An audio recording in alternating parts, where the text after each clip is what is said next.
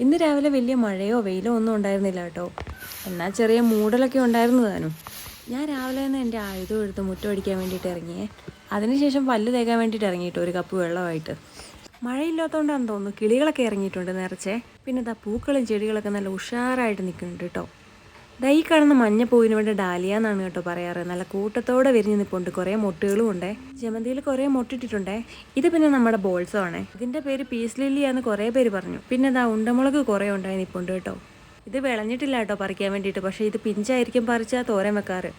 പിന്നെ അതാ തണലിൽ തിരിക്കുന്ന കുറച്ച് ചെടികൾക്കൊക്കെ വെള്ളമൊക്കെ ഒഴിച്ചു കേട്ടോ. പിന്നെ ബോൾസത്തിന്റെ ഭംഗി ആസ്വദിച്ചു. പിന്നെ നേരെ അടുക്കളയിലേക്ക് പോന്നു കേട്ടോ. പിന്നെ ദോശക്കല്ല് അടുപ്പത്തേക്ക് വെച്ചിട്ട് അതിലേക്ക് എണ്ണയൊക്കെ തൂക്കിയിട്ട് അടയുണ്ടാക്കാൻ വേണ്ടി പോവാണേ.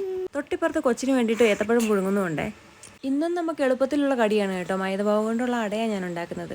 എളുപ്പമാണ്, താനും ടേസ്റ്റും ഉണ്ട്. അപ്പോൾ അടയൊക്കെ ചുട്ട് കഴിഞ്ഞാൽ അത് സ്വസ്ഥമായിട്ടിരുന്ന് കഴിക്കും.